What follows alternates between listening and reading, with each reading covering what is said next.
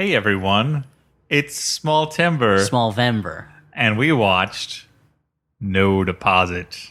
What movie is this? It's so small, it might not even exist. Did I get the name of the movie right? I think so. Yeah. Yeah? Yeah. All yeah. right. Yeah, I think so. Check the DVD. And yes.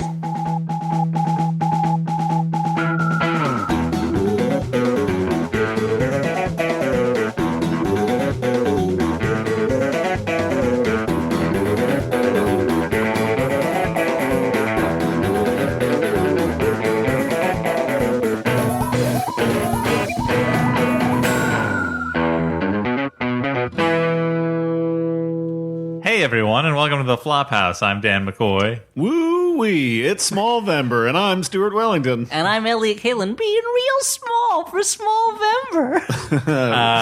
So wait, so do you live in like a little shoebox? I live in a little matchbox. Oh wow, you're even smaller than I thought, Very Smallvember. tiny. I'll hop in your pocket. You won't know I'm there. Oh, so you can jump like a creepy. flea or something? Yeah, I have super bug jumping. Are you spying on me while I'm changing? A little bit. Okay. I crawl up your chest hair in the middle of the I night don't when like you're it. sleeping.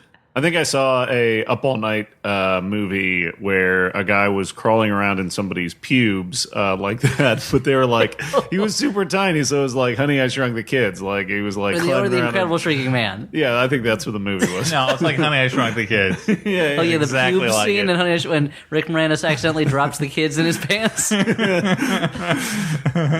and they have to traverse his jungle of a bush. I can only assume. Just as in the Fighting right, off crabs. just like in the We're right, like actual, like actual crabs. Okay, yeah, like in the Rudyard Kipling classic, The Jungle Bush, in which Mowgli goes through some changes. He gets real small and climbs around in a bush. Exactly. Yeah. A bird in the hand is worth two in the bush. Yep. I've been told. By who? I don't know. So what do we do Your here on guidance this? society. counselor? Your parole officer? Who told Society. you that? I don't know. I tell don't you think what. I've actually been told that. You see two birds in the bush, you drop that bird in your hand and you go for him because two is more than one.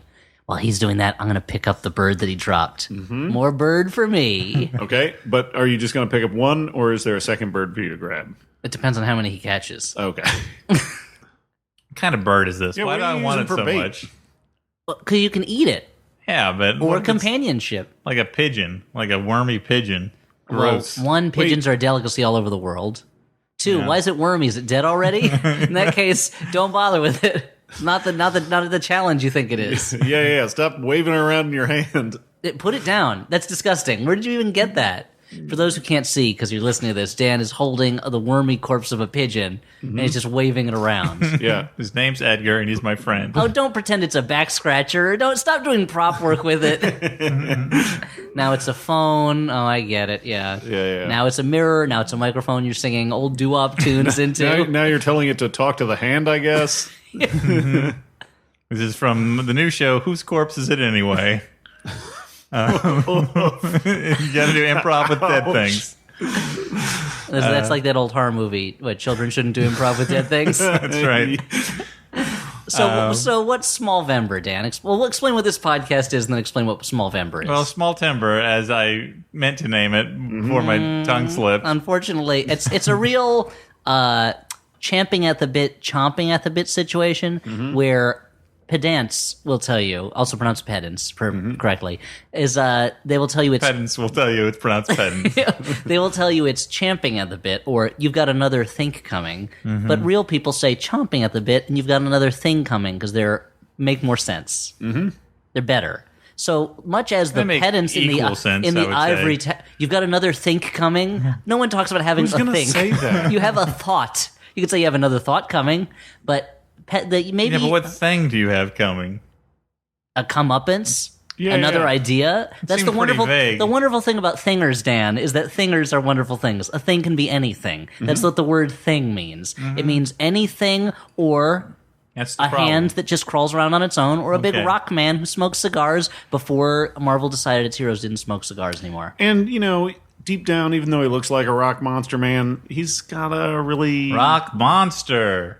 Man, he's got like a down. really, he's got a really like good soul, you know? Oh, sure, he's yeah, like he's a good guy. He's still Benjamin J. Grimm, his Aunt Petunia's favorite nephew, the ever-loving blue-eyed thing, Yeah. or as my son calls him, the anything, or the something. He hasn't quite wrapped his mind around the idea that the guy's just called the thing. But Dan, you and your Ivory Tower, Ivy League world maybe say small timber. All right. But us on the streets, the everyday folk living their Yeah. lives and just trying their best to get by, you say we say small vember. nuclear. We say nuclear. We say library. You say foliage. You say washroom? I say washroom. Yeah, I say turlet. And I say small vember. Okay. A turlet is half turtle, half toilet. As It's seen a in- living. as seen in Teenage Mutant Ninja Turtles.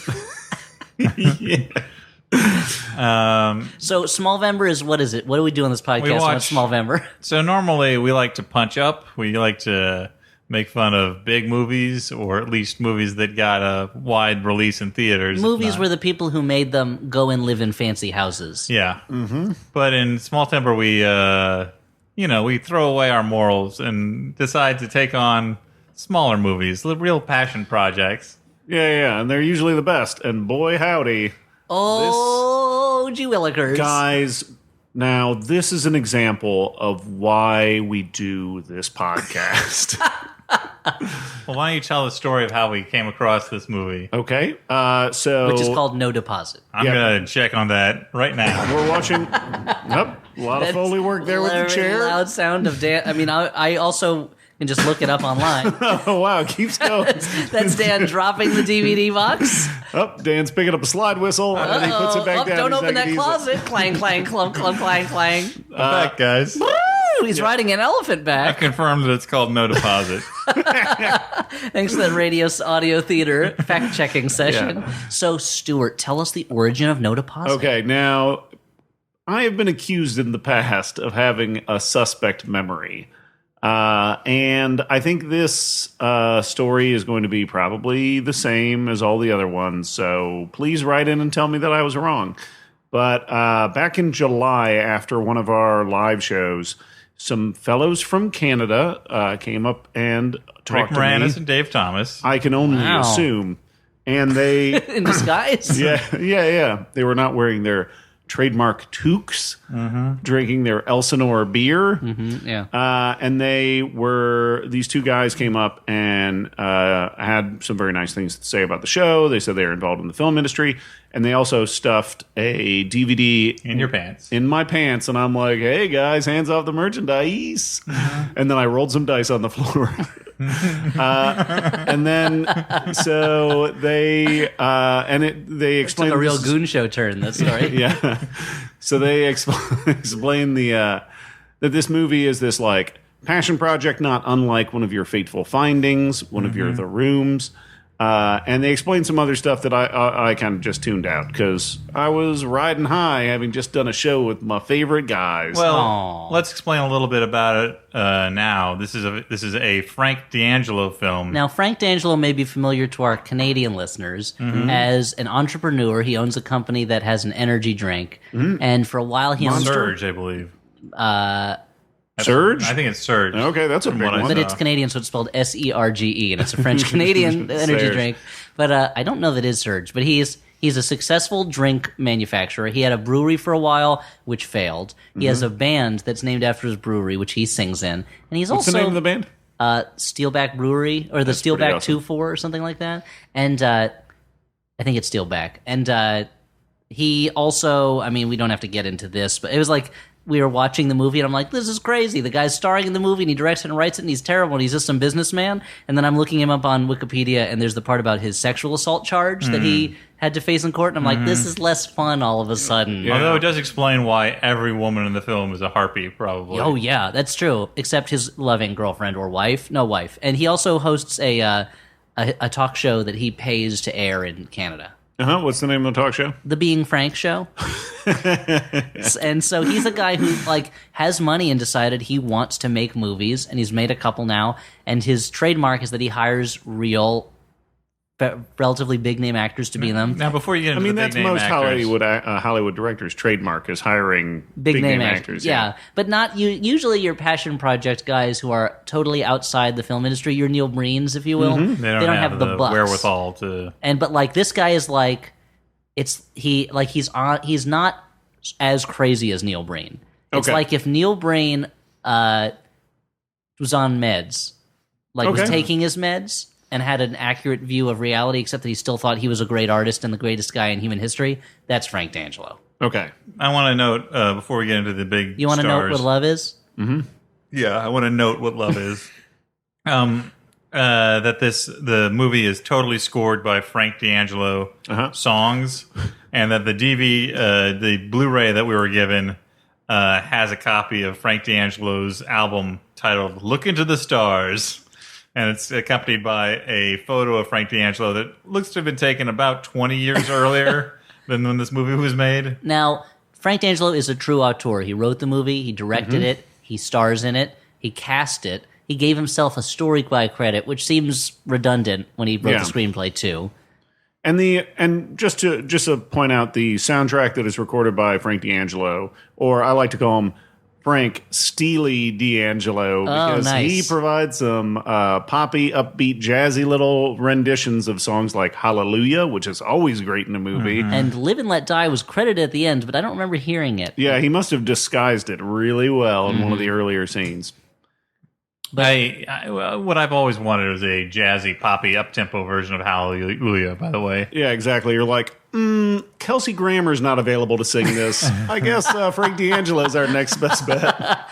So, but there were no stars in the heavens, or rather Toronto, the Toronto skies, because even though this is set in Brooklyn, it's very clearly not, aside from the huge swaths of stock footage of the Manhattan skyline that appears in the film. But there are all these stars. There's Paul Sorvino, there's Eric Roberts, there's Doris Roberts, and I have to assume what was one of her last roles. Who's there? Passed. Is that a Baldwin I see? There's, well, we'll get to him. There's Robert Loggia playing a Holocaust survivor, Michael Madsen. There's Margot Kidder, Daniel Baldwin playing the most anti-Semitic character I've seen in a film since Triumph of the Will. Yeah. There's Peter Coyote. There's all the, There's a real coyote. No, there isn't. Coyote from the Roadrunner cartoons. And I wanted to say that Dominique Swain is in it, but in the end credits, she's listed as Dominique Swain. So that's either a typo or it's just someone who looks like Dominique Swain and has a very similar name. That must have been really awkward at the flashy red carpet premiere where Dominique Swain showed up and they're like, I'm sorry, ma'am, you're not on the list. Are you Dumike Swain? No, I'm Dominique Swain. Well, you're not in this film. But it's the story of two men, one who through hard times falls on the wrong side of the tracks and takes the wrong road, and one who is the greatest billionaire saint who ever lived. Although we Frank D'Angelo. We assumed at the beginning of the movie that it was a mobster, just entirely based on the way he talked. And looks, dresses. He sleeps wearing a platinum watch and platinum bracelets and a huge pinky ring. And gold chain. And gold chains. And like where I'm from, New Jersey, a big pinky ring means you're either in the mob or you want people to think you're in the mob. Yeah. Or you're Ringo Starr visiting. So the movie, he doesn't show up in New Jersey that often. New Jersey. I really wanted to have some of this pizza I've heard so much about. What else do you do in New Jersey? Pretty much it. You want to go to a diner? Sure. You got a lot of them here on your turnpike. You got to pay your dues if you want to play the blues. And where else do you pay your dues than in New Jersey? Yes, I decided to take the family down to Wildwood. Really? Okay. I mean, seems like you could afford to go somewhere much greater than that. You're going to take a swing by Sandy Hook. That's Sandy Hook, but he's English. So I didn't get to be a Beatle by throwing my money around. Maybe some guys can live like there's no tomorrow, John Lennon, but I can't. That was really tasteless of you, Ringo. That was a friend of yours killed way before his time.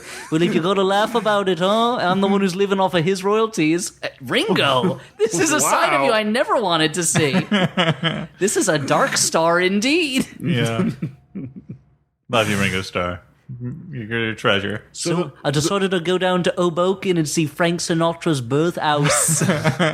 Other words that start with H, so I don't have to pronounce it. Now, this movie begins with information about the housing crisis recited by a Barack Obama sound-alike. That's up to debate. This is a controversy that's been raging since the film started. Because the sound alike was so terrible. And we're given no in-film evidence except that he refers to himself as a leader and says he won't let it happen again. The fact is that also, like, Barack Obama's a real president who made real speeches. I don't remember him ever making that speech. I don't like. No, it's not. I don't. So it's and Barack Obama doesn't show up as a character in the film. So are you saying that filmmakers never take historical liberties with things that world leaders say? Yeah, that's what I'm saying, Stuart. Okay, just writing this down in my Elliot journal. That's rules exactly that what Elliot I'm lives saying. by. But okay, so we're given probably 6 straight minutes Yeah, of like stock footage of New York and just economic calamity, graphs going down, homeless people, animated graphs going down, foreclosed signs being slapped on buildings. while we hear this like speech by possibly Barack Faux Obama. Good one. people in barrels selling apples. Blind man with a cup full of pencils on a street corner. Yeah, of course. Stockbroker throws himself out a window and lands on a couple doing the Charleston. Who are stuffing themselves in a phone booth. Flag bowl sitting. Yeah, sitting at the flag bowl. I was hoping. Now, is that a bowl of flags? Hoping you wouldn't notice. Or is that like the Super That Bowl, one. but it's flag ball? Yeah, It's a good question. Because it is a good like the Orange Bowl is a football game where they play with oranges and Just the footballs. Very messy. Yeah.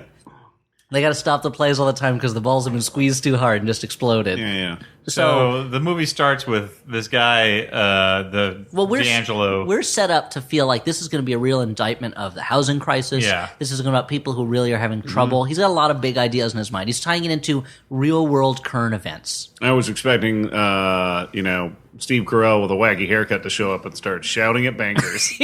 Christian Bale to just be listening to Metallica while he drums on his desk. Yeah. Now, this takes place after the housing crisis as shown by the opening. And yet, later we see Dominique Swain smoking in a bar, which has been illegal in New York since well before 2008.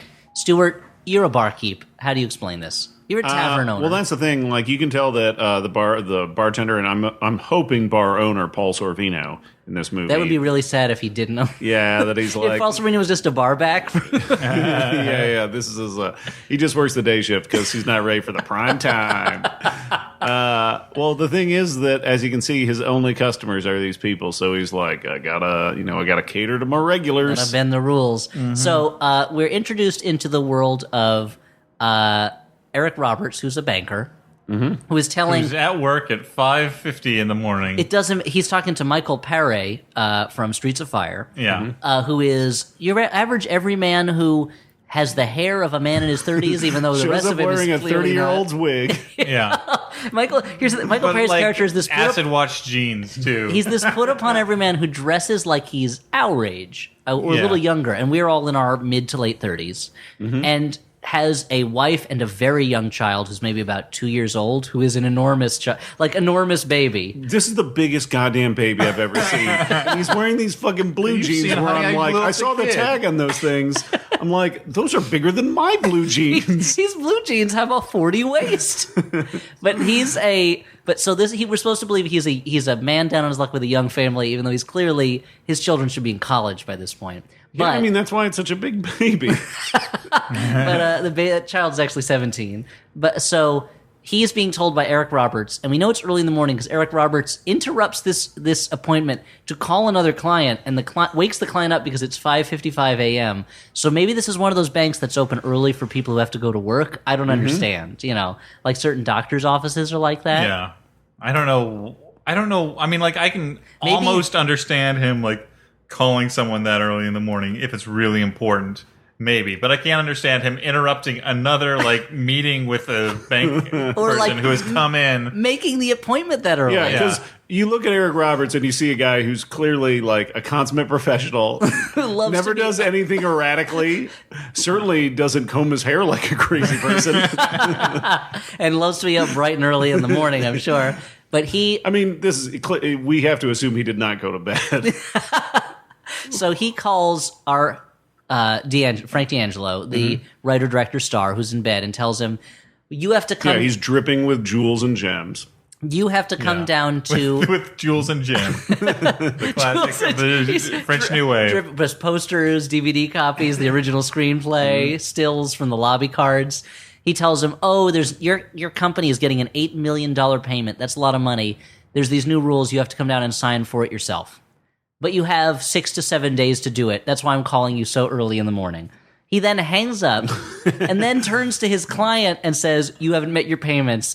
We're taking your house away." He's like, "I just wanted to do that call in the middle to really rub it in that other people have more money than Just you." to show you, what a power this move. guy's got so much money. He'll just stop by in a week maybe to pick up $8 million. The thing that's great is he calls this Frank D'Angelo's character Jimmy Valenti. He calls him Jack Valenti. He doesn't answer right away. Like, he and his wife argue about how tired they are and it's too early. They're not going to pick up the phone. They argue for a while. And then about, Eric Roberts is like, "You know what? I'm just going to give him another shot." And he calls him a second time, and it finally gets him on the phone. And there we see our director. The first shot of him is lying in bed with the camera pointed directly up his nostrils. And also, the first 2 scenes with this character, he talks to Eric Roberts on the phone. Then he calls an employee of his to tell him he has to go down and sign this thing. Our director does not open his eyes, I think, once the entire time. Mm-hmm. He is sleeping through the starring role in his own film. Yeah, I mean, he's so into it. That's what's so, like, he's so, like, kind of locked in and keyed in. Yeah, and I guess it also shows us that he doesn't sweat the small stuff. He isn't going to let this ruin his sleep. Because here's the thing. He dresses like a gangster. He wears these big pinky rings, black leather jacket over black T-shirt with black pants. His wife tells him, "Oh, I bought you a nice suit." He goes, "That's not what I wear, blah. And he's driving around. Everything about him screams mobster. And I thought, okay, this is going to be a movie about a mobster who's breaking the law and succeeding, and an ordinary Joe who's trying to play by the rules and is failing to show that the system is rigged. Au contraire. It turns out that he is not a mobster. He is a successful businessman who's also the greatest man in the world. But we'll get to that. Yes, he's a man who only eats one big meal a day, he says. And it's made very clear when he meets with his executives in what is certainly not the only free room in an office my God, space. It's clearly it might be his office space because it's all. I mean, like, if it's not, His products are all over the walls. His products are all over the walls. It's all energy But drinks those on could the be walls. his character's products. A lot of this movie, also, we should mention, was shot clearly in a hotel lobby, hotel restaurant, and hotel banquet room, and hotel. It's very poorly disguised. Are you talking about how the New York Police Department seems to share an office with, like, a marketing company or something? And interrogates people at what is clearly the breakfast buffet area of the hotel. That the bank and also his wife's tea room that she goes to visit appear to be the same banquet hall in the hotel. Everywhere looks like lobbies. I mean, his boardroom, where this, like, very wealthy guy doesn't worry about money, the boardroom for his company, which is a very large building with a name that is, I mean, it's so high tech that they literally have the name, like, drawn on in Photoshop, they basically. CGI'd the name in. Yeah. His boardroom has, like, a cork board in it. with printouts that say, like, Salesforce winner 2014 just up on it. It's a real mix of what we're supposed to be taking from the film and what we're actually taking from the film. But anyway, so while Frank D'Angelo is riding high, except he's got to go through the trouble of signing for this payment of $8 million. This other guy, what was his name? Mickey Ryan. Mickey Ryan, Michael ordinary Paré. Joe. He can't find work. He can't afford his house. His wife hates him. She screams at him to get to the baby. The baby loves him because he's great. She's like many women in this movie, has a nightstand covered in empty booze bottles. Every woman except Frank D'Angelo's wife in this is an alcoholic, shrill harpy. Except for Frank D'Angelo's wife and the best-selling author / expert on hostage situations who appears on the news later. Who can't seem to stop grinning while reporting on a hostage situation. But we'll get to that. Dan, you had something you wanted to say. Is it about how Mickey can't even afford a hot dog with soda? He has to just get the hot dog? No. Because he can't afford to pay the extra dollar for a drink? $4, dude, for a hot dog and a drink? That's fucking crazy. And he says, how much for the hot dog? $3. $3 for a street hot dog? That should be a $2 dog. Only in Toronto pretending to be New York. Now, let me just say one thing. I recently paid $10 for a hot dog. It was at an airport. There's always a markup. I was like, you know what? I'm used to paying. You pay $15. Why are you eating for a sandwich. hot dog in an airport? Here's why. Because I got a As a hamburger. stunt. My son wanted a hot dog. This hot dog arrived. It was easily 15 inches long, and it was delicious. And so I'll tell you this. If So you're like, sir, I'd like to return this hamburger and pay the additional $3 to get the hot dog option. Now you're going to refund me for the unused portion of this hamburger, correct? and I want you to apply that credit to the hot dog. I'll pay the rest. What would it be, like $1? So here's my tip for those who are interested. Mm-hmm. If you're ever in the Phoenix airport, just go ahead and get a hot dog. Okay. All right. What was the purveyor of this hot meat? Don't remember. It's hot beef and Oh, wow. Don't remember. It was just such sweet ambrosia. I couldn't hold it in my memory. Yeah, it's clouded, the memories. So anyway, that was Elliot Kalin's hot dog adventure story. The hot dog diaries. I wrote that in an email and sent it to David Hot Dog Coveney. And he reads it while walking a hot dog on a leash. Yeah, because his character in that show is David Red Shoe Coveney. So, You don't know that it isn't. So Dan, you had That's wanted true. to say something about Mickey, our downtrodden hero. No, all I wanted to say was like He's got a great head of hair. his wife has no sympathy for him in this eviction process. Like She blames him. He's a blames loser. him. Yeah, but, well, this is what I want to say.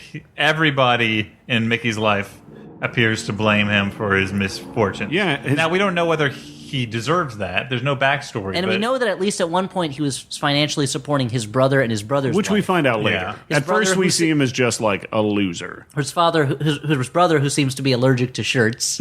Oh boy! And if there's one guy who should be wearing a shirt, it's this guy. This might be a harsh indictment of Hollywood's beauty standards, but I've never seen as big a pot belly in a film. I mean, that was not a pot belly. That was yeah. a cauldron belly. It was barrel chested, and that barrel was bulging. It was botulism You barrel. could have It was- hollowed out that barrel chest and put it on you because you're poor and you lost everything in the stock market crash. Casting notes say toad-like. Okay. Now I feel like we've gone too far. Yeah. So the thing is that we're looking for a middle-aged man actor for this role. Description: if the lead boss bad guy from Super Mario 2 was a person. sort of a King Hippo type. Okay, we're going too far. Okay. He's had a long acting career. And like his wife, she says, your son's never going to grow up to be like you, which is like, no shit, he's already fully grown. She's going to leave him and not share the circus earnings of her giant baby man. So the only place Mickey can find solace is at Alfie's, Paul Sorvino's bar, where the only other customers seem to be Dominique Swain as girl who just stands in front of the jukebox all the time. Hussy number one. She's Michael Madsen's girlfriend, I guess. Yes. Michael Madsen, who's playing the part of low-life sleazebag, and Daniel Baldwin, who is playing the most anti-Semitic character I've seen in any movies that's not about World War II or about skinheads in years. When you're watching one of these cash grab performances, you're assuming like they're in and out, they're just doing it for the bucks. But it feels like Daniel Baldwin's like, okay, sure, yeah, what do you want me to say? I'll say that for money. Call Jewish people what lampshades? That's insane. At one point, he refers to them as he talks about how he says what comes between Monday and Wednesday, Jews' Day. That's when they take everything from you. These Jews running the banks, stealing everything from us, and it's like, wow. He throws the K word around a bunch of times. And it's like I don't even remember. Maybe it's just because I don't hang out with like a bunch of anti-Semites in bars. But I don't remember. you haven't lived, man. I don't remember like the financial crisis being blamed specifically on like the Jewish people. I mean, I'm sure anti-Semites did. Yeah. There were a lot of Jewish people involved in those companies. I mean, Lehman Brothers is a Jewish name, not Yeah. brothers. Yeah, I mean, everyone can be brothers. anti-Semitic people blamed the delay of the video game No Man's Sky on the Jewish people. all right. But yeah, fair but that enough. was because the Domanskiewicz family sued them for a piece of the action. But it comes out of nowhere, and it's like, wait, I thought this movie was going to be about the financial crisis. I didn't know it was going to be about racism. Yeah. And Daniel Baldwin really throws himself into this anti-Semitic part. It's very weird and he looks off-putting. enough like Alec Baldwin that if you kind of squint your eyes a little bit, you could imagine Alec Baldwin saying it. Yeah. And like, I don't think The Believer had this much open anti-Semitism in it. I'd also like to point out that Michael Madsen and Daniel Baldwin are wearing the same shirts in 2 successive scenes that are supposed to take place on different days. Yeah, Yeah, but that's they- why they're super low lives, dude. Yeah, they only have 2 shirts. You know why? Because the Like- Jews took like the other ones. Charlie Brown. Jewish tailors won't. They're charging too much for shirts. Yeah. So yeah. So also that scene featured Dominique Swain playing the jukebox. We'd seen her earlier in a scene where was she on a had park bench. super weird interactions, throwing herself at Jimmy Valenti at one point. And Yeah. so Jimmy Valenti is driving down the street. He gets out and he accidentally bumps into Mickey and knocks him down. Once He goes, again, their paths cross. yeah, it's like a Dickens novel. And Yeah. so he helps him up. Hey, man, you okay? You look like you got the weight of the world on your shoulders. All right, well, be good. Thus establishing he cares about everybody he sees. He's just such a sweet man. He's got such an open Well, heart. that and like in his business meeting, he's like very keen on telling the people like whatever charity we give to, I want to make sure that the money goes to the actual people, not the administrative 80 costs. to 90%. And the Yeah. guy who's handling the charity just keeps saying, I know that's how you roll, Jimmy. So that's the thing. I took care of it. I know how you roll. So, and it is like a, He's trying that out. It's like you an know, like he older- showed up to older work and white he's man. like, I'm going to try and be a little hipper, and maybe Jimmy will recognize that. I like this new thing the kids are saying, how you roll. Because it's like, that's, you know what? I like a good roll. Yeah, yeah, Sometimes, let me just be honest. True confessions here. I mean, okay, Father, I've sinned. When I go to the restaurant, sometimes what I'm really looking forward to is the roll. Not even the main course or the dessert. It's crazy, I know, but that's just how I roll. I'm going to use it in the meeting tomorrow, okay, honey? And his wife is like, go to bed. It's 3 a.m. Please stop. Stop talking about roles Stop. every night with the roles. This will be the one time in the movie that a woman is justifiably angry at the man. Let me go to bed. Stop talking about roles. So he's just a sweetheart. He's just a honey pie. And long story short, they meet at their... Mickey stays with his brother. And his brother's wife says, I want that loser out of my fucking house. He's a fucking loser. You're a fucking loser. He's a piece of shit. This is a great scene in a bedroom where that's where we're introduced to the idea that this movie's like, these characters are just not going to wear very many clothes. No. Get used to it, The buddy. brother, who's an older gentleman, is just sitting there in almost no clothes. And so the next day he says, you got to leave. She doesn't want you here. And Mickey's like, I supported you for 2 years. Now you're throwing me out. And so he's got no choice. The only people who care about him are Michael Madsen Now, and Daniel Baldwin. Why was the brother character shirtless in that scene? This is the morning. I mean, he couldn't just toss one on. I mean, if you're going to be throwing somebody out, like, you're going to have that kind of hard conversation. You don't want to, like, throw something I don't know. over. Sometimes when I will go over to your house, you're wandering around in your underwear. Yeah, but I guess that's the same thing. But It's Stewart's a not power allowed to have play. a Like, not you a want to serious- show off. You want to be like, who's the big guy around here? Well, it's an intimidation technique. The Yeah, way, yeah. like, Lyndon Johnson would call people into the bathroom with him. You'd think that would put him in the shameful position. No. He's making you feel uncomfortable. So what his brother Joe is saying is, hey, this is me. Mm-hmm. This is me naked to the world. And you know what? That should make me vulnerable, but it makes you uncomfortable. Mm-hmm. I'm comfortable with my body, all of it. You're the one who's not comfortable with it. Shame on you. Get out of my house because my wife told me you have to Yeah. leave. But his sister-in-law is another person calling Mickey a loser. We also get Mickey's mom calling him a loser. He goes to his mom. He goes to a bingo parlor where his mom, Margot Played by- Kidder, yeah, Margot Kidder. is playing bingo with Doris Roberts, and Yep. he asks for her for help, and she refuses. Doris Roberts has a heartbreaking monologue about how her son died of died of suicide after a heroin addiction, which he repeats twice. Once with Margot Kidder out of the room and once with her back in the room. and so he's got nowhere to turn except these 2 anti-Semites. He joins their group. He doesn't get his head totally shaved, but he gets It's a buzz really cut. great. It's this great transformative moment where we are greeted to flashbacks to sines from earlier in the Oh, movie. just over and pow, over. pow, pow. I just forgot like about that. Sidney Lumet, pawnbroker. The devil knows when the devil. What's the devil knows you're dead? What was that? The Before movie? the Devil Knows You're Dead. Before the devil knows you're dead style, where it's just like pop, pop, shots from the past, shots from the past. But it's like they're all like these gauzy like it's like a early 90s like R&B music Well, video. because that's what the music is when it comes in.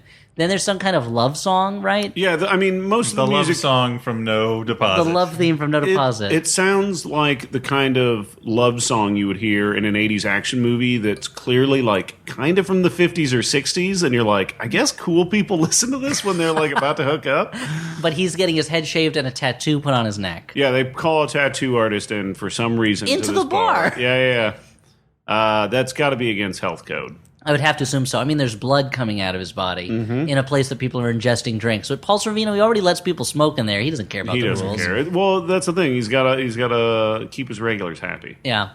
And so they instantly goes from just a normal guy down on his luck to a skinhead who is robbing a bank with Michael Madsen and Daniel Baldwin. That bank full of Jewish people. Yep, Yeah. and it's Very Jewish. very clearly in the the conference center of a large or to mid-size hotel. Ironically, this movie that was trying to make a stance against anti-Semitism was doing something anti-Semitic itself by taking up a ballroom that should have had a bar mitzvah in it. Yeah. Some unlucky Toronto Jewish boy had to have his bar mitzvah at the synagogue because they couldn't rent the event space at the local Hilton Honors Hotel, I'm guessing. Yeah. I'm very mixed up about what the movie's feelings about the Jewish people are.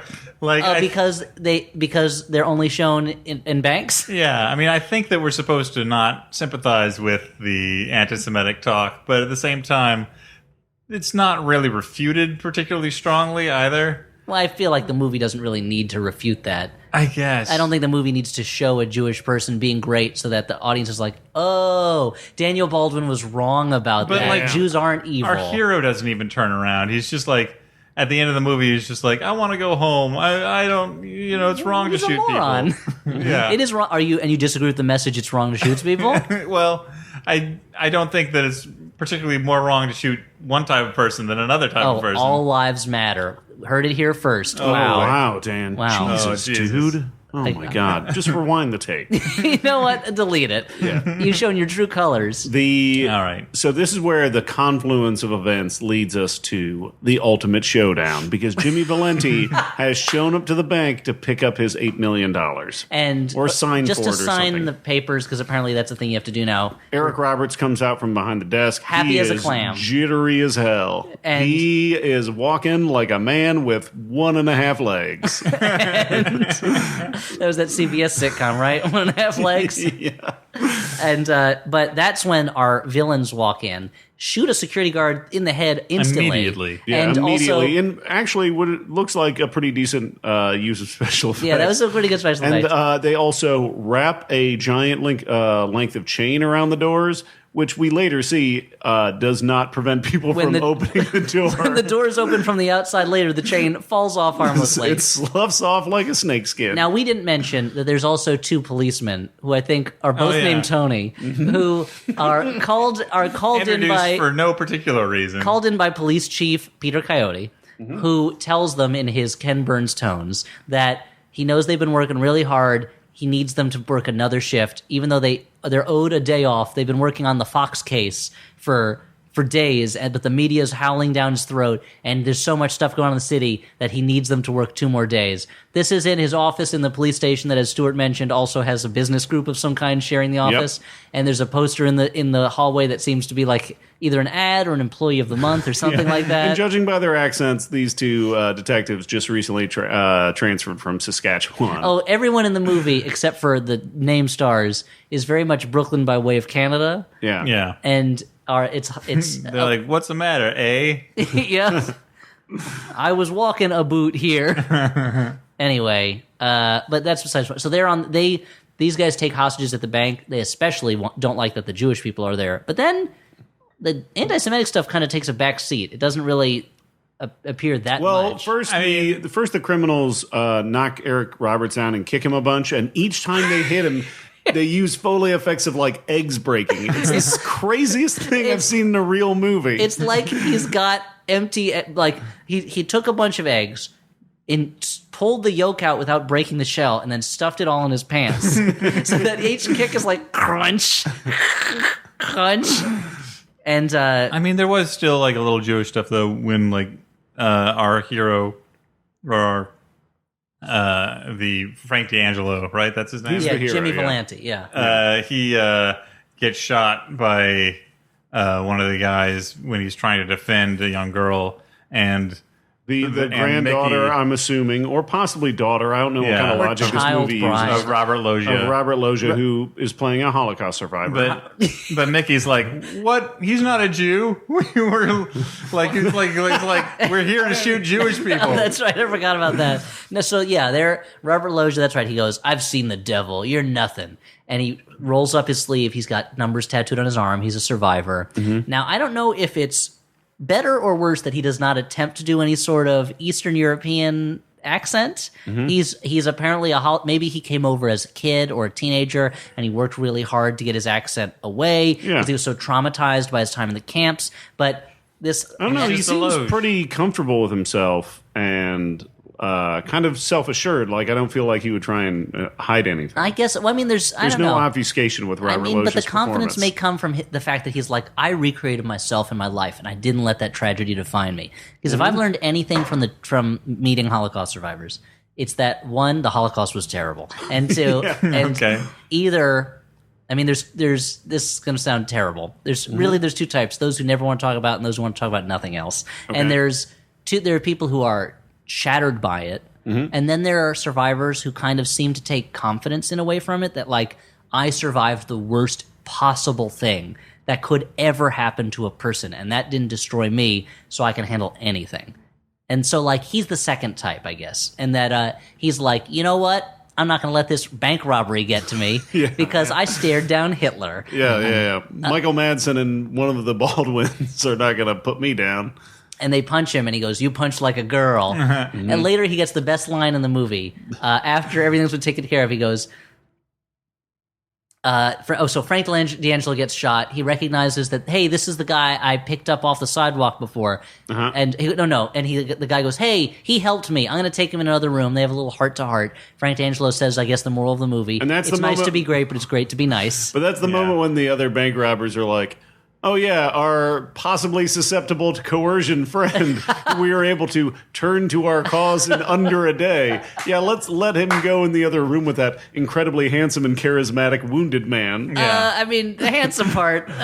Super tall and wealthy. But I also just wonder what they're doing out there. Just like, all right, well, you go in the back for a while. We'll just keep standing here with our gun. Especially because they don't seem to want money. But then by this point, the police are surrounding the bank. Yeah. And There's also, a massive crowd forming between the bank and the expansive tree line of downtown Brooklyn.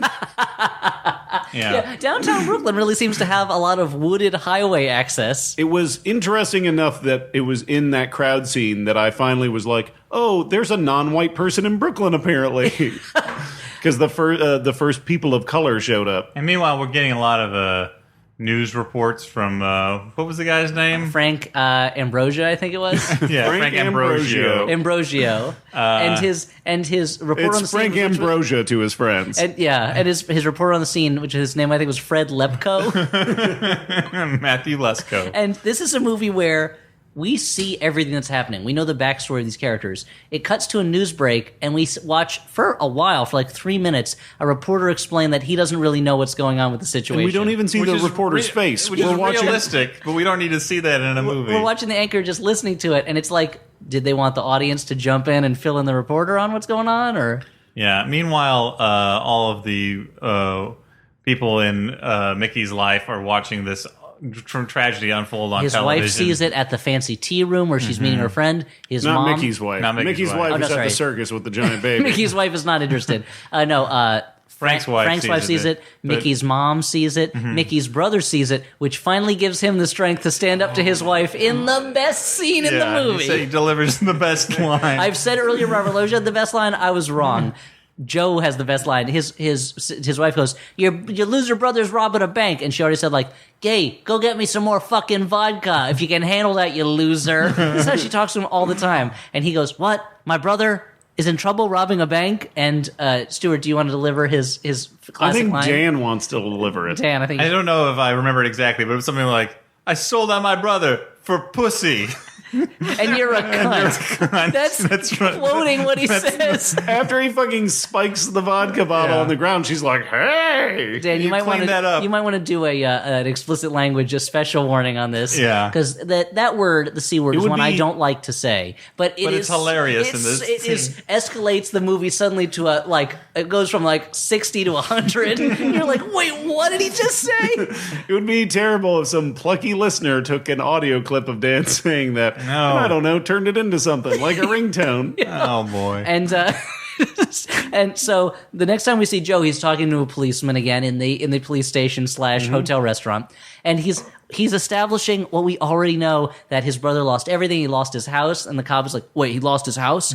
He lost his wife, his baby, his house, so they took his house away. He lost his house. He lost it. They lost his house. Wait, where he lives with his family? Yeah, it's like the phrase "he lost his house" is spoken so many times. But back to the bank robbery. So to make a long story short, So that conversation they're having in that breakfast nook in that booth that they're sharing, that's apparently the hot box in the police department.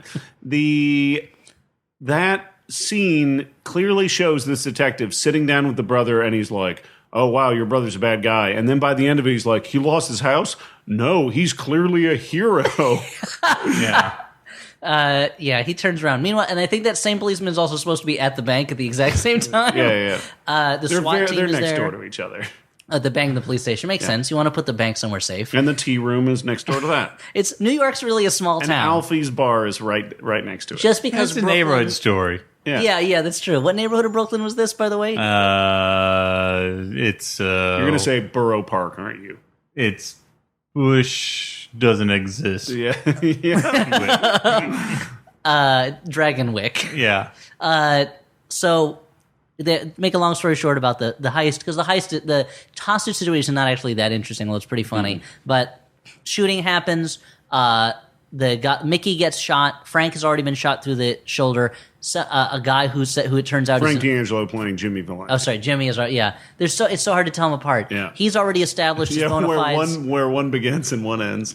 His bona fides as a great man, because Mickey says, "Hey, let him go. You can go," and he goes, "I could go, but my balls wouldn't come along for the ride," or something like that. He wouldn't be a man if he walked out of that situation. Yeah. And so at the last moment, even though he's been shot in the shoulder, he uses that hand to pick up a gun and shoot the two robbers after they've already shot Mickey. Yeah, there's a plainclothes cop there that tries to intercede, and Frank D'Angelo's character pulls him down so that he doesn't get shot, and then kills both bank robbers. Now, not since The Taking of Pelham 1, 2, 3, my favorite movie, has there been a less effective undercover cop who just jumps out, "I'm a cop," and then immediately gets either shot or pulled to the ground.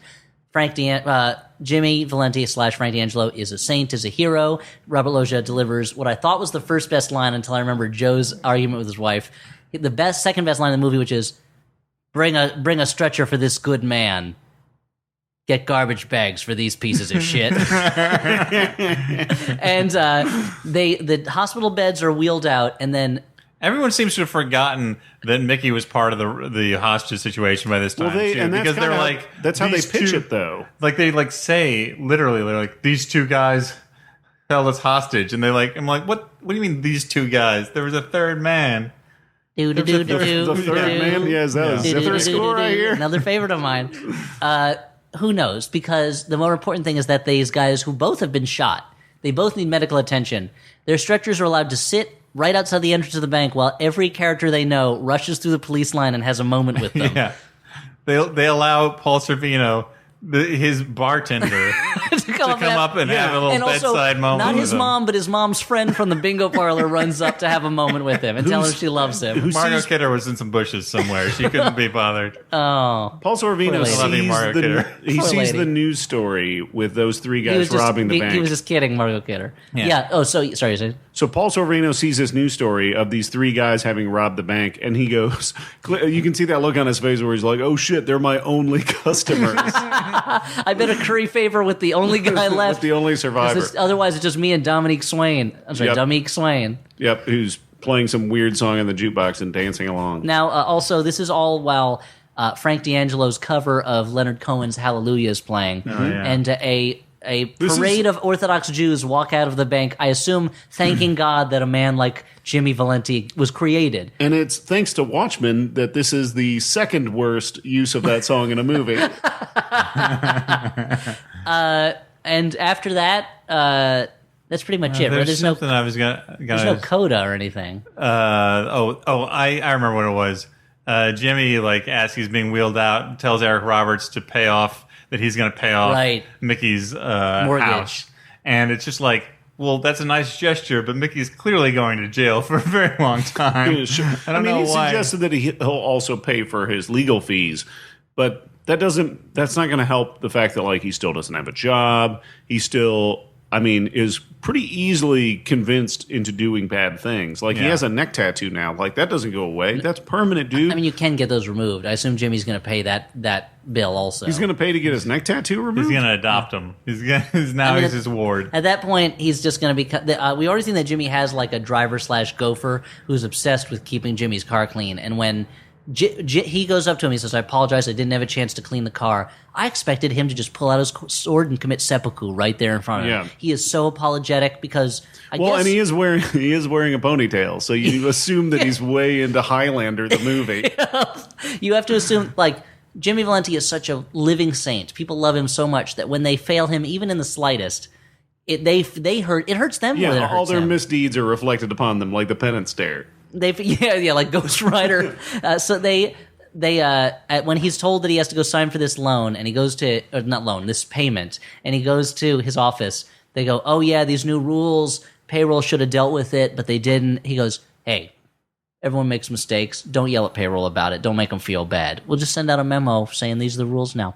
Tell them about my charity." So he's just the sweetest boss in the world. Mm-hmm. And the moral of the story is that Frank D'Angelo, by extension, must be a great man. And the moral of the story is you should go out and watch this movie. Just watch it. If you want to watch this crazy passion project that is a love letter to himself.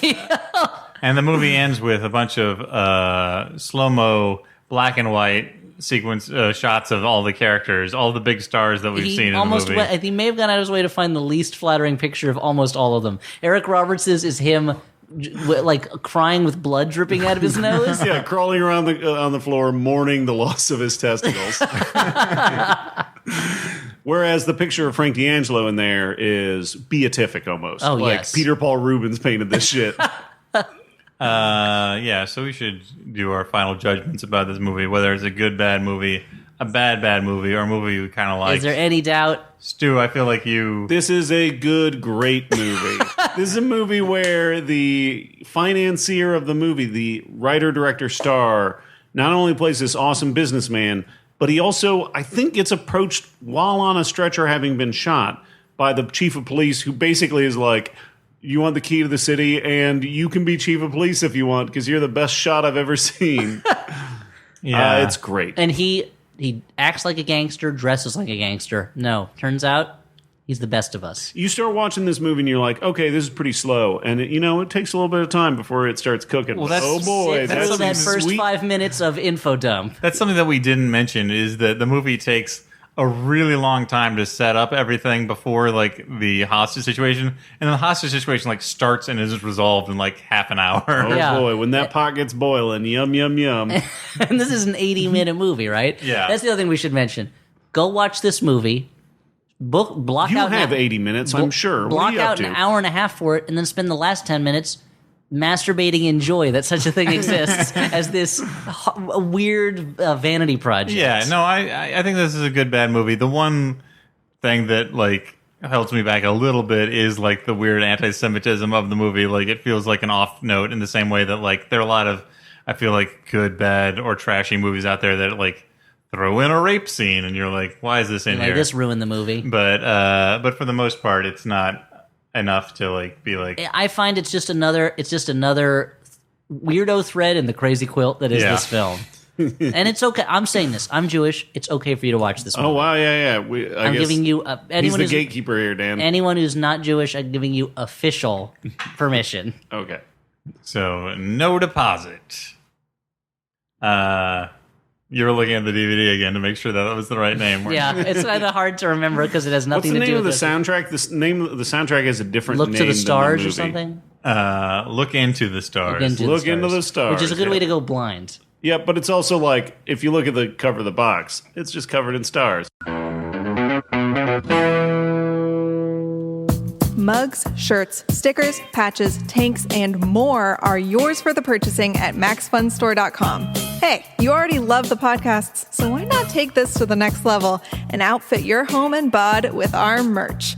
MaxFunStore.com. Because if you have to wear a shirt, it should be one of ours. Next up, we do a few Have you seen this show before? ads. You think after... Okay. You know, I didn't bring it up in August, even though I should have, but August marked the 9-year anniversary of this stupid podcast. Yikes. I wasn't here for all of that time, but I'm still going to take credit for it. You were there for Most of it. like 8.5 years. At least some of it. That's crazy. We've You been know, doing that's a popular anniversary to celebrate 9 years. Yep. We should get each other anniversary gifts, so that'd be nice. We've been doing this podcast longer than either Stuart or I have been married. Yeah. We've been doing this podcast longer Or than Dan at this point. Wait, no, that's not true. It's not actually true. we will reach that point, Yeah. Yeah. but it's longer than Barack Obama's been president. That's true. yeah. It was a different nation when we started this. People needed to laugh. They needed to yeah. laugh. That's a Okay. crazy amount of time to be doing this. What year was that? 2007 was when 2007. a little movie called Stealth graced my DVD player in my the bedroom in the apartment I shared with 2 other people. And I stuffed a single Rock Band microphone in a homemade shock absorber that I made from putting some rubber bands. Oh, that's weird because everyone has commented that those early episodes had amazing They sound sound quality. great. That's why I revisit them so often. Yeah. Don't listen to the early episodes, guys. So many memories. I'm but such that's an a long asshole that's a back long time. then. This is the longest I've done almost anything. Except live. Okay, now that I've juiced us up, what's the Okay. next stage of this game? Ads. Which We is got to to pay say the piper. that the Flophouse... 9 years don't come cheap. Yeah. The Flophouse is supported by Squarespace, the simplest way to create a compelling website. From the strange to the downright bizarre, great stories define us. You should tell yours. With simple tools and templates, Squarespace helps you capture your story with a captivating website. Now, Dan, I got a question about Squarespace. Okay. I've got an idea for a website. I kind of mentioned it way. earlier. I'm surprised. It's called www.teenagemutantninjaturtlets.org. And it's these new crazy characters. They're the toilets. They're Okay. also teenagers who are mutants, and they're ninjas. And I figured, you know what? Don't bother with TV. TV's broken. Thanks to, people are cutting cords left and right. Yeah. And they're streaming stuff They now. shouldn't cut those cords. I mean, like, the cords aren't the problem. You got to cut the cord. Yeah, so of once course- the baby's born. Okay. You can't just leave it attached. Yeah, that's crazy. That's nuts. You want to wait till the last jolts of blood are pumped through that cord Oh, boy. because that's the super strength blood. Then you cut the shit out of that thing. Yep, right. you put on that Freddy glove and you go, That's how they do. you got it. It's a girl, bitch. Welcome to the world, bitch. I could say that as my kid. Actually, that makes it even worse. That's crazy. What's he doing? I just glad that Freddie settled down and started a family. Who is Although he he with? is a child molester, so that's not great. A child murderer, right? Don't they? But that's why they burned his house down, Yeah, I right? guess you're right. Maybe he's just a child murderer. You So know what you're saying is I'm you're- sorry, Freddie. You're merely a child murderer. I apologize. But it's called... so anyway, I want to just get on the web and start streaming these original animated web series about these ninja toilets. Can Squarespace help me with that kind of site? It certainly can. And that's all I have to say about that. Will it make the site look the same on like a phone or on a desktop That's or on a right. laptop or on an iPad? It scales to different devices. It's got what you call responsive design. That's great. That's great. And how do they support our show and support Squarespace? Well, you can start your free trial today by visiting squarespace.com/flop. You should Squarespace. So you're saying you're going to hide, you're going to have like the bios of these Ninja Turtlets available for anybody, but you're going to hide all the videos, the hot vids No, behind no, a no. paywall, no, right? No. Because you don't want anybody to just No. see that shit. Information wants to be free, and there's no better information than toilets fighting crime. Okay. With ninja so weapons. it's basically you're going to make money based on ads. It's either going to be ad supported and also internet equals cash dollar signs. Okay. I'll figure it out. I'll figure out how to monetize this idea. I mean, the money's just going to come flowing in, but mostly And you'll yeah. take a big bag and write a dollar sign on it to catch all the money. so I know what's in it. Yeah. Put it right next to your disk drive for when the money squirts out. The Flophouse is also the Flophouse is also supported in part by Mack Weldon, the clothing company. Angus MacWeldon. Mack Weldon, I'll tell you what, it's better than whatever you're wearing right now. That's wrong because I'm wearing Mack Weldon right now. Really? Yeah. This is to tell the truth. My Mack Weldon underpants, first in the rotation, right off the bat. Okay. Every time. I always go through them, and then I go through my lesser Hanes or what have you underpants. Now, they're comfortable. They're roomy. They're not too roomy. Croomy? They're croomy, which is a word you just made up that I don't know what it means myself. Comfortable and roomy. Yeah. Oh, I see. Yeah, that makes sense. They're super croomy. Yeah, that's when you think Mack Weldon, think croomy. With a croomy center. Yeah, that's a croissant. But they are super comfortable underpants. Yeah, and they make all your business look great. Yeah. What were you gonna say, Dan? Well, Mack Weldon wants you to be comfortable, so if you don't like your first pair, you can keep it, and they will refund you, no question asked. No questions asked, even.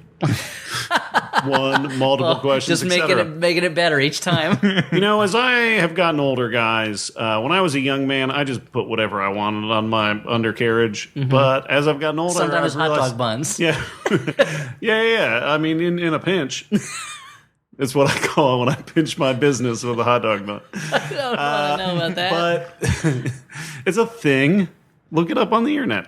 But what I was saying is as I've gotten older, I don't mind spending a little bit extra bucks on the stuff that keeps my business that you can't see on my underpants. Look, you only get unless one. you're Dan and you come over.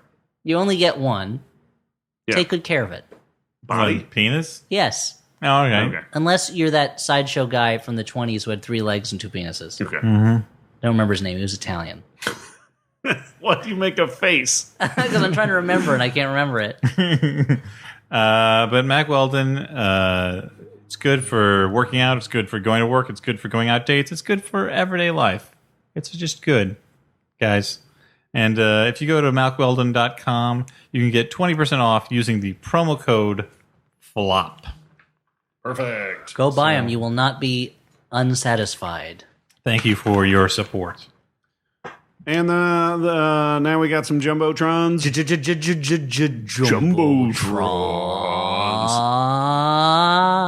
Dan, punch that up. Okay. Okay. So I got the first. No, I think Elliot's going to go first. Oh, okay. I'll go first. This is a personal message. Mm-hmm. This is a message for Melissa Trujillo from Dylan Trujillo, and in parentheses, her awesome little brother. It says, "Happy birthday! I know you'll love the gift of the peaches saying, Happy birthday, Happy Melissa. birthday, Melissa. Hey. Happy birthday, Melissa. Will Elliot sing a song? Maybe. Happy birthday to you. I can sing it now because it's in the public domain. Turns out Sony never actually owns the copyright. They just stole money from a lot of people for decades. To you. Will Dan sigh? Will Stu crack a beer? Oh, shit. He just got a bottle of Schweppes over there. For once, he doesn't have a beer. You're the best, and you're welcome for showing... Oh, that didn't work. And you're welcome for showing you this great podcast. And you're welcome for showing you this great... And well, I don't know. Anyway, sewn away... Oh, no, it should be... So you're welcome... you know what? Oh boy, this is falling apart. Dylan, you got to put some quotes in there, some commas. Now I know how to read it. And you're welcome for showing you this great podcast. Sewn away, I am also the best. To the both of us, seriously, I love you, and you're an amazing sister. Rah-row, Dylan. So happy birthday, Melissa. That's so sweet from a brother to a sister. You don't really see a lot of that kind of sibling commitment. So. I often forget to tell my sister happy birthday, and we share a birthday. Yeah. It is impossible for me to forget it. So up next on the old Jumbotron, we have what I can only assume is another personal message.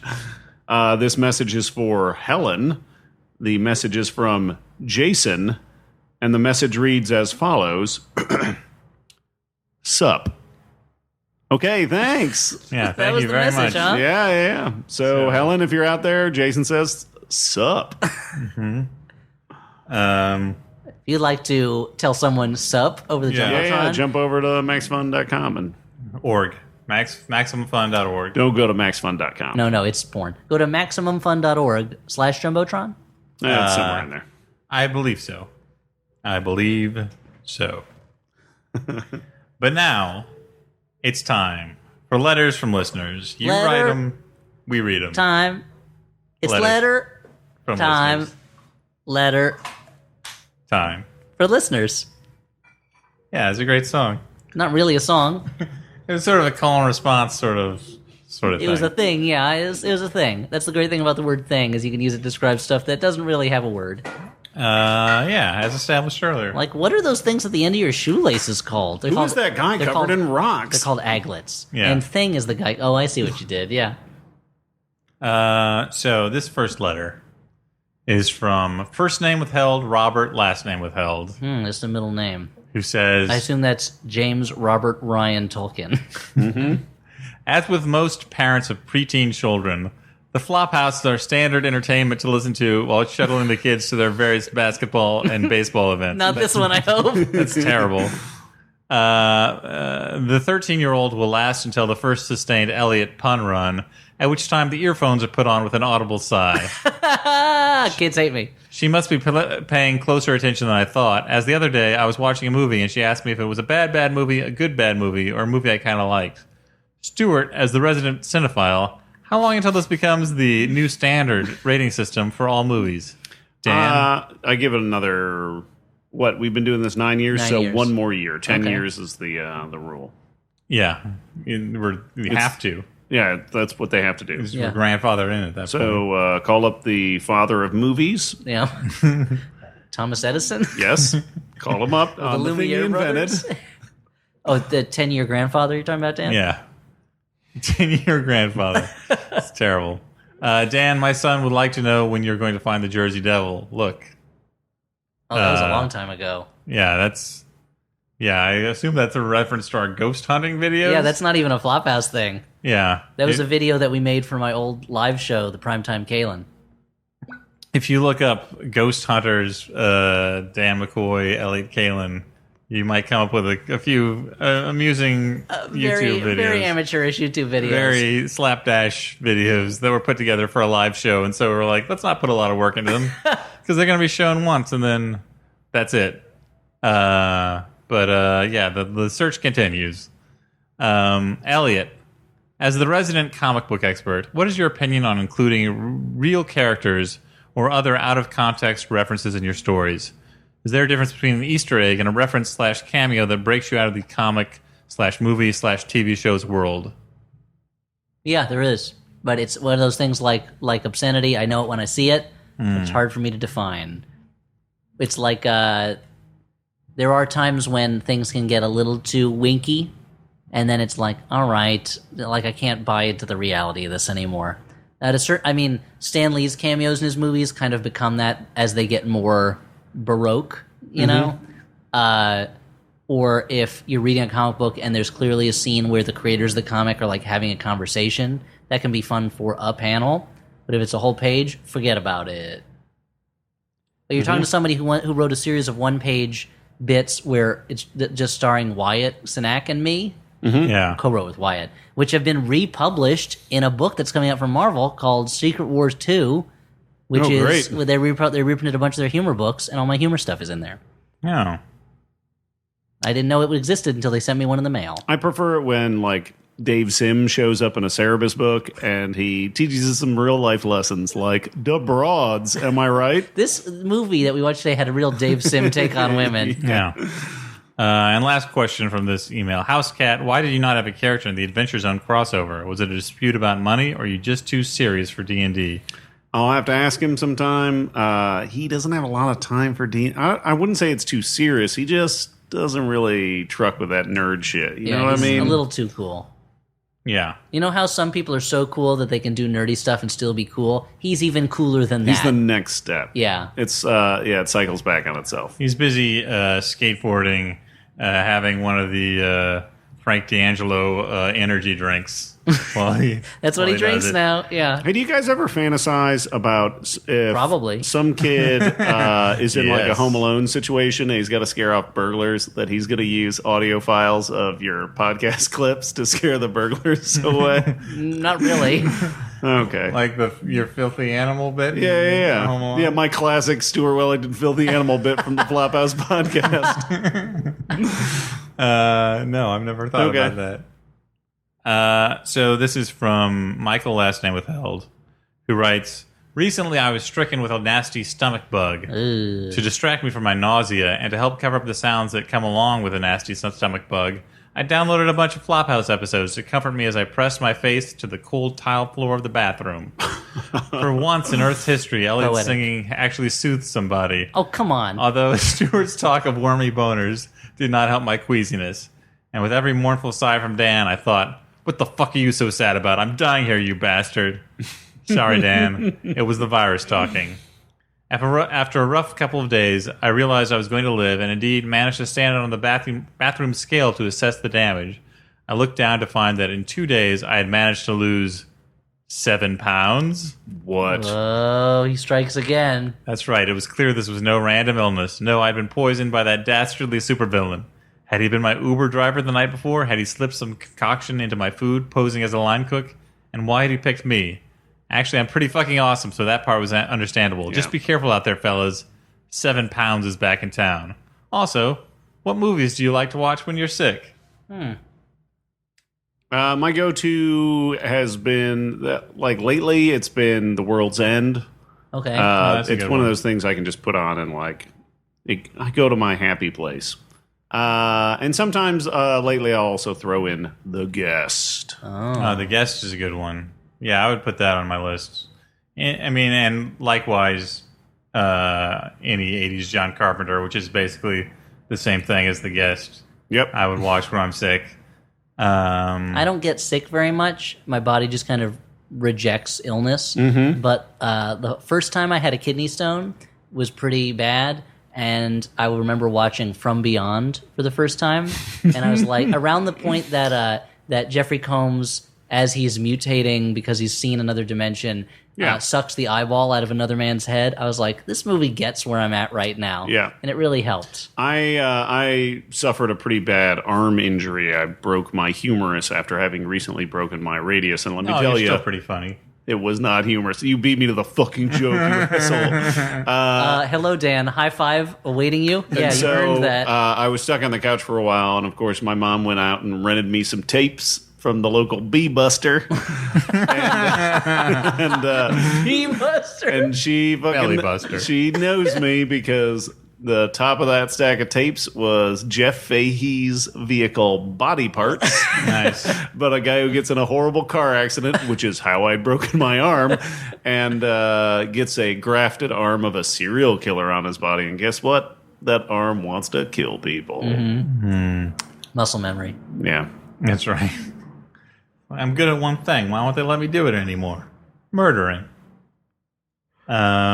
So this is from Joe, last name withheld, who writes, The Flophouse is my favorite podcast. Dan and Elliot, I love you guys too, but this question is for my favorite flopper, Stu. Well, thanks for Okay. listening. Thanks, Joe Montana, 49ers former quarterback. Stu, I recently bought Netrunner on your recommendation from the We Are Your Friends app. Okay. However, neither of my roommates, my usual strategy game crew, will play with me. Weird. I was thinking of bringing it to my local board game night, but I don't want to be that guy that rolls into a game night, convinces someone to play with him, and then takes 20 minutes to figure out how ice works. Yep. How would you suggest I find someone who I can start playing my new game with? Thanks, Joe, last name withheld. Tinder, probably, right? Yeah, I think that's the best way if you're like, hey, you want to crack some fucking ice? Want to run I would some say nets? I don't know exactly where you live, but I know in New York that if you go look for meetups for board games, and you can look for meetups for the card game in question. You can also go on BoardGameGeek.com and look at the forums. Or go on, in this case, the producer of that game's community section and find meetups for that game that way. That's what I would suggest. Or come down to Hinterland's Bar, the bar I just opened, and I'll play you, dude. In Brooklyn, New York, he will. Set it up on the bar. We'll be talking about ice. Yeah. Both the beverage and the thing in the game. Beverage? Yeah. Like an icy. I mean, like, you put ice in your drink, but I don't... I guess Slurp down I get the health big. department calls it a food at this point. Yeah. I mean, that seems weird, too, but it makes more sense to me. Yeah, that's why a bar counts as a restaurant for the health department. Just for the ice? Ice counts as food, yeah. Go on, Dan.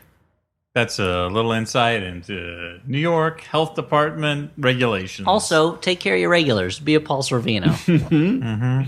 Give them a free drink when they lose their house. Yep. Because you never know. They might go into a bank and start shooting people up. Yeah. He's the 7 pounds in this scenario. This last one, Last letter. I assume is mostly for Elliot. You never know. Dear Elliot. Oh, then probably. Oh, it starts out with the word Elliot. So So yeah. when you read things, you usually start in the middle and then just kind of like expand outward in concentric rings until you reach the beginning. I saw the word, well, because it was a hyperlink when I printed it out. I saw President Lincoln underlined. So your eyes went to it. Because I find that's actually how I read menus a lot of the time. And I have to force myself to go to Oh, the you begin- like zoom in on a specific, like if a word catches your eye, Yeah. you're like, I don't know, like pork belly. I mean, the word is kale. almost always pork, steak, or chicken. Like it's and then You're and like, then I oh, honey, they have chicken. Give me a second, I'm reading. and then I put my bookmark in the part of the menu I left off at. Take a nap, use the bathroom, come back. But I find I have to force myself to start at the beginning of the menu, the appetizers usually. And then there's a twist ending, dessert. Oh, wow. Turns out the chocolate fondue did it. Spoiler alert. What's that cake doing upside down? We'll find out when we get there, honey. The molten chocolate cake burned him to death with its lava. Yep. Dan McCoy, dessert detective. Elliot, have you ever been to President Lincoln's cottage at the Soldiers' Home in D.C.? It's one of the most fascinating and underrated tourist attractions in D.C., far more interesting than Ford's Theater, a weird tourist scam hub. It's a modest house in Petworth, where Lincoln lived for much of his presidency, I'm familiar with the Soldiers' Home. commuting by horse to the White House. He wrote the Emancipation Proclamation there, and the tour gives a great overview of his personality and the personality of D.C. as a city. I bet the tour would give you even greater context for understanding the day-to-day life of Lincoln and the great pressures he faced. I'd also like to recommend this tour to anyone else listening. It's great, and I always encourage tourists to get off the mall and see D.C. as the great city as it is. CDC, the Center for Disease Control. Pat last name of I've actually never been. Encouraged is when you force people to watch the Entourage movie. Well, you don't force them. You just push it on them a little Yeah, bit. you invite them over for a party, and then you just put it on the DVD player, and you're like, Encouraged. hey, just do what your body wants, guys. And then they turn it off because that's what their body wants. The body rejects it. I've actually never been to the Soldiers' Home, and I've really wanted to go, and I haven't had a trip to DC in years when I've been able to I go mean, we to went it to D.C. for a live show. for a day. Yeah. Yeah, and Elliot was like, take me to Soldiers' Home, take me to Soldiers' Home. And we're like, no, we don't have But time, Like, Elliot. maybe tomorrow, I would Elliot. like to Eat all see your it. green beans. We rubbed a little whiskey on his gums and put him to bed. Yeah, because I was fussy. I was just reading a book recently about Lincoln's relationship with John Hay, and one of his private secretaries later became Teddy Roosevelt's Secretary of State, among other posts that he held. And it talked about these horse rides that they would do, the two of them, between the White House and the Soldiers' Home. And I was getting so envious for all this concentrated time that he got to spend with Abraham Lincoln, just kind of like hanging out. And I would like to go see it, actually, for that reason. It was, at the time it was built, it was way off in the woods, and now it's just in D.C. because the city has expanded. But I'd like to go. Maybe you could convince Daniel Day-Lewis to go with you, and he would put on his Lincoln performance. Yeah, and that so seems. it, like, There's only a few steps that I'll have to go through to get to that point. Step 1. Find out how to contact Daniel Day-Lewis. I mean, if he's not available, just get Daniel Knight-Lewis. Oh, boy. Thanks, guys. I've been great tonight. Is that M. Night Shyamalan's middle name, brother? M. Day Shyamalan. M. Day Shyamalan has no twist endings in his films. You see what you get, says M. Day Shyamalan. Hey, now's the time for the last segment on the show, Okay. Oh, I don't know if I have the energy. Yeah, sure I do. which is when we recommend movies that we actually liked, although we enjoyed. No So, reservations. like, Notably. Whatever Yeah, Parts Unknown was... Yeah. This is a movie that you'd watch as like a double feature with no deposit. So what are you guys going to recommend? I have my recommendation. Okay, so I'll go first. I I mean, guess. no pressure, but I've got one. I'm going to recommend a movie that probably doesn't need me to champion for it. This is a movie that was, I guess, a big release when I was a kid, and I saw it in the theater. It stars Elliot's pal, Sly Stallone. It's a movie called Demolition Man. So if you're looking for a big... Dan had a look on his face like, you bastard. Are you going to recommend Demolition Man? Why today of all days? Why in 2016? Dan stares into my eyes and hoping to find some kind of understanding there, but he sees nothing. Not but emptiness. Grizzly Stew. Demolition Man is a movie where the greatest... Please tell us what it is. This little known indie film. Was it even a hit when it came out? I thought it was... I don't know. It was a minor success, I believe. So Oh, the miners liked it. Played real well in Harlan County, Kentucky. Well, they didn't really have much else to watch down in the mines. Projected on the bare rock. The strong "Whose Side Are You On" platform that Sylvester Stallone stands for. Demolition Man is about the greatest cop in the universe fighting an evil drug dealer, and they both end up getting charged with a crime and frozen. And then they wake up far in the future, and they get into all kinds of wacky adventures. And the villain in this case is played by Wesley Snipes. And this is genuinely a great, over-the-top, cartoony performance that would have not been out of place in any of the Tim Burton Batman movies. It's great. It's almost worth watching just on that energy alone. And it's the sort of thing, it's the sort of performance where you're like, kind of surprised that Wesley Snipes isn't a bigger star because he is so much fun to watch in this movie. I mean, he has been a huge star. He's gone through his ups and he's downs. fallen on hard times, I suppose. I mean, not paying your taxes for many years and then having to pay them all at once will do that to you. Yeah, I suppose. So if you get a chance, if you haven't already seen it, you should go check it out. It's a great example of a good, bad movie. And you can finally find out what the 3 seashells in the bathroom are all about. You don't know how to use those? Ha ha ha ha. It also has perhaps the most gratuitous piece of nudity in any film ever. Yeah. Where Sylvester Stallone just gets a wrong video phone call from a nude lady, and that's the entirety of it. She goes, "Oh, I'm sorry, I thought you were someone else." And now that we have video phone calls, you know that shit happens all the time. Constantly. People are constantly misdialing their video phone numbers. Okay, so Dan, now that you can't recommend Demolition Man, Damn you. I'm gonna take a page from Elliot's playbook. I'm gonna recommend a movie from 1935. Just don't take a page from my Playboy. What if it's one of those like terrible joke pages? You can take those. Those are pretty bad. Or if it's an article about travel. Yeah, or some Norman Mailer article. Or Norman Mailer. I'm not familiar with his work either, but he's French. Norman Mailer plus manure. 1935, the version of A Midsummer Night's Dream that was done, and it had Olivia de Havilland as Titania. It had Jimmy Cagney as Bottom. It had Dick Powell as Lysander, I believe. I think so. And Joey Brown is another Joey one of the Brown is Snug the mechanicals. Joiner. It was the film version of the Max Reinhardt production. I believe that's correct.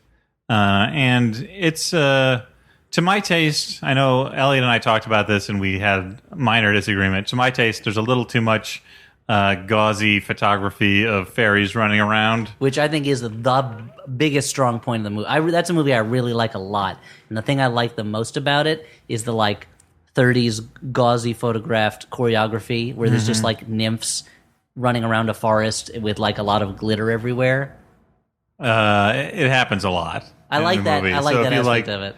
If you like that, then you'll love the 35 Midsummer Night's Dream. But James Cagney's really good in it. Joey Brown is really funny in it. The rude mechanical stuff is very funny. I think it's probably the strongest stuff in the movie. It's an interesting movie to watch. I'm a big fan of the play. It's an interesting movie to watch to see how much they cut down the play. Even though the movie's over 2 hours long, it's 2:15 or something like that. Gotta make room for all those fairies running around. Yeah, there's whole wide swaths of dialogue that's just replaced by people making various faces at each other. The only thing I really don't like in that movie is Mickey Rooney's performance. Mickey Rooney is Puck. terrible. He's just very irritating. He's so irritating.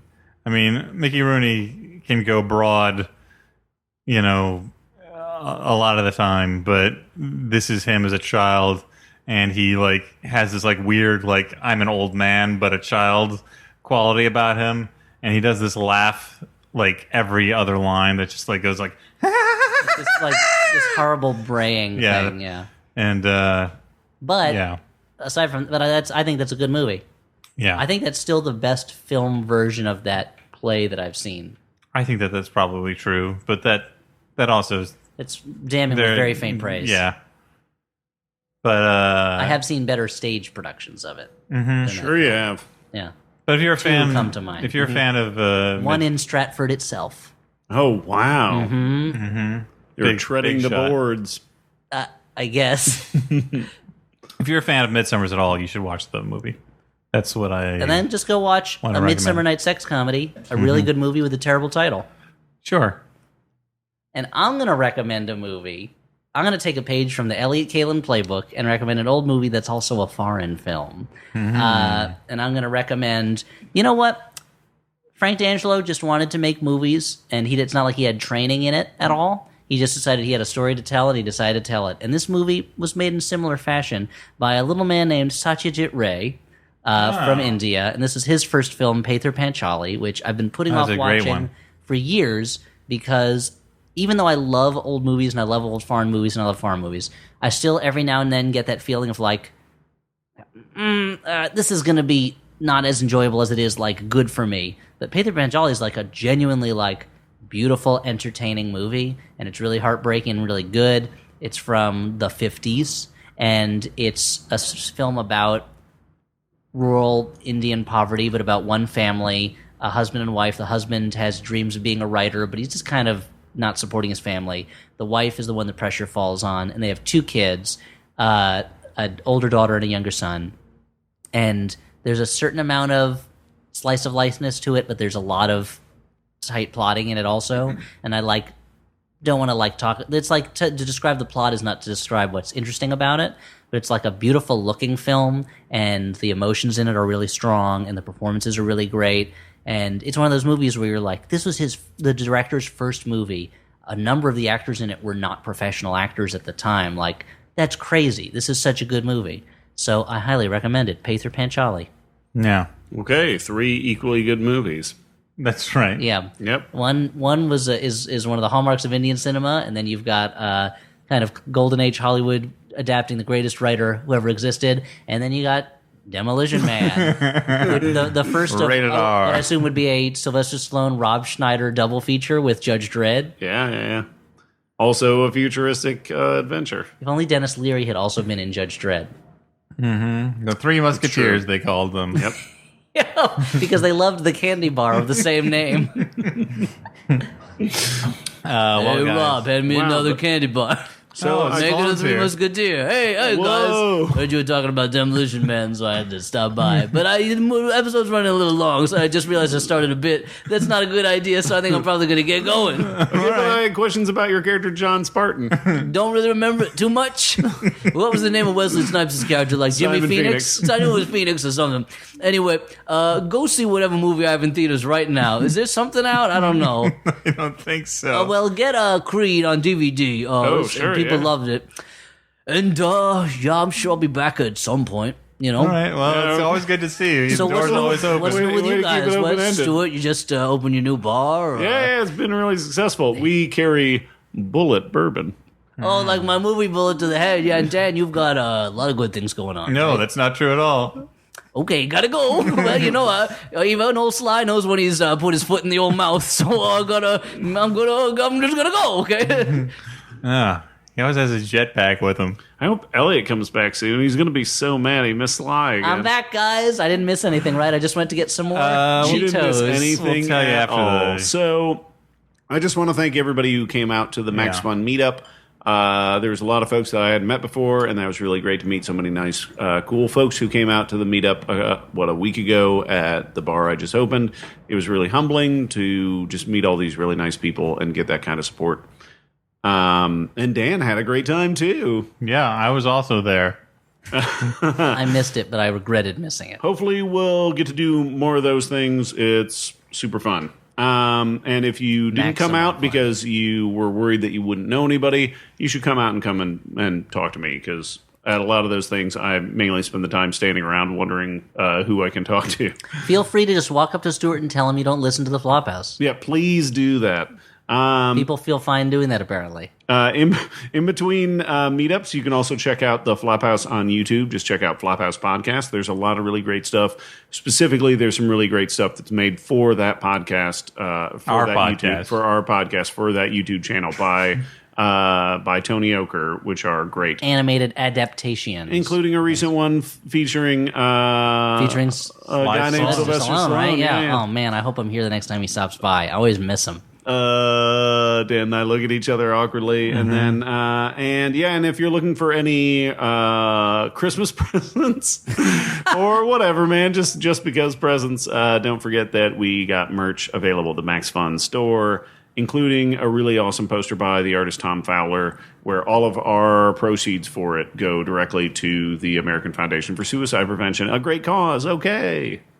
Thanks, Stu, for that housework. This episode was so packed full of experiences. We watched a really crazy, funny movie. We celebrated 9 years together. We talked about the Holocaust We and Robert talked about the Loggia. Holocaust a fair amount, and recommended some movies, had some laughs, said hello to some people, said sup to one person in particular. Yeah.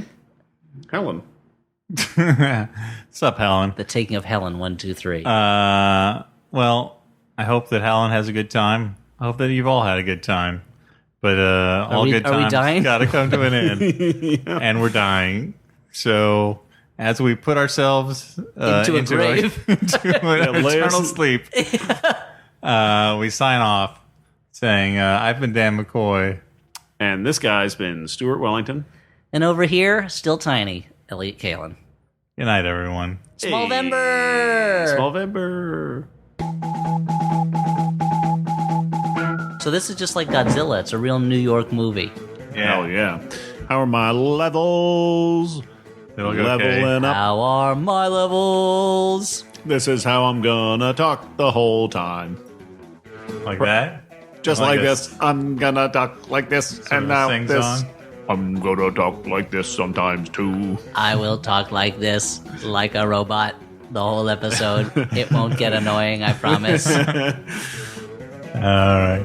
Yeah, I guess you gotta do the hand motions. I'm doing them even though they cannot hear for realism. Yeah. You can hear the Yeah. confidence of the hand motions in the voice. Yep. It helps my performance posture. That's that was the directing you gave during MST3K, right?